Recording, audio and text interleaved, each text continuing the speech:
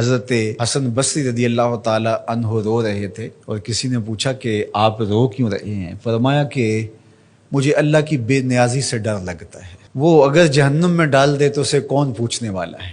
اللہ اکبر۔ تو نیکی کرنے کے باوجود بھی ڈرتا رہے اور اس کی رحمتوں کے لیے ملتجی رہے کہ مالک تیری رحمت سے ہی کرم نوازی ہوگی اور میں راہی جنت ہوں گا۔ عدل کریں تے تھر تھر کمبن اچیاں شانہ والے، فضل کریں تے بخشے جاون میں ورگے منہ کالے۔ تو اس کے فضل سے ہی بات بنتی ہے۔ تو فرمایا مگر اصحاب یمین فی جنات، وہ باغوں میں ہوں گے، یتساءلون عن المجرمین، وہ مجرموں سے سوال کر رہے ہوں گے۔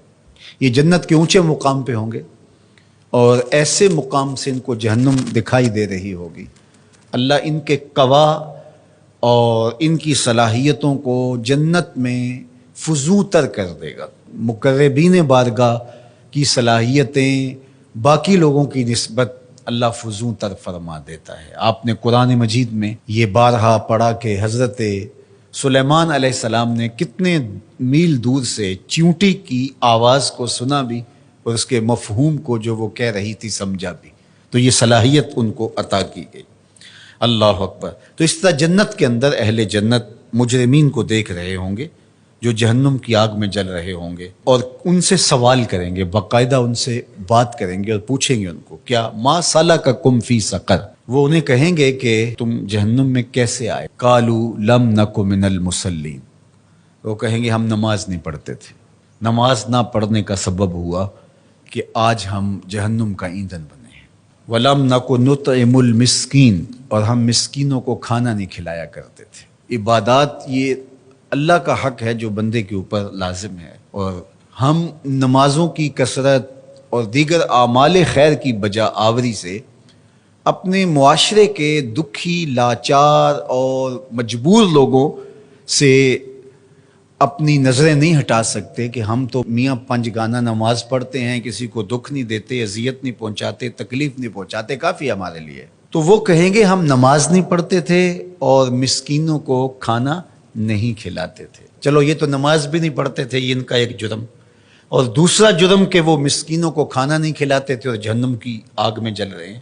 اور اگر کوئی نماز پڑھتا ہو لیکن مسکینوں کو کھانا نہیں کھلاتا، اچھا وہ اگر یہ کہے کہ میں کھانا اس لیے نہیں کھلاتا کہ میرے پاس مالی استطاعت نہیں ہے کہ میں کسی کی ضرورت کو پورا کر سکوں، لہٰذا میں بری ہوں۔ لیکن قرآن نے اس سے بھی آگے کی بات کی، جو شخص مالی طور پہ مستحکم نہیں ہے لیکن اللہ نے اس کو زبان دی ہے، اللہ نے اس کو اثر و رسوخ دیا ہے، وہ کسی کو ترغیب دے کر کے کسی دکھی کی ضرورت کو پورا کروا سکتا ہے، اور وہ کہے کہ جناب میری یہ ذمہ داری میں شامل نہیں ہے، تو قرآن نے اس کی بھی مذمت کی۔ وَلَا يَحُضُّ عَلَىٰ طَعَامِ الْمِسْكِينِ، فرمایا کہ یہ مسکینوں کو کھانا کھلانے کی ترغیب نہیں دیتا۔ اس کو چاہیے تھا کہ وہ امراء کو اس کی ترغیب دیتا اور غرباء کی طرف ان کو متوجہ کرتا، تو اس کا یہ عمل بھی صدقہ قرار پاتا اور اس کا یہ عمل بھی اللہ کی رضا کا سبب اور ذریعہ ہوتا، اور وہ کہتا ٹھیک ہے یہ تڑپتے رہیں، میں کیا کر سکتا ہوں، اور میں ان کے لیے کسی کو ترغیب ہی کیوں دوں۔ تو اس کی بھی مذمت کی گئی، اور ایسے نمازیوں کو کہا کہ وہ اپنی نمازیں دکھاوے کی نمازیں پڑھ رہے ہیں، انہیں نماز کے فلسفے سے ہی آگہی نہیں آئی۔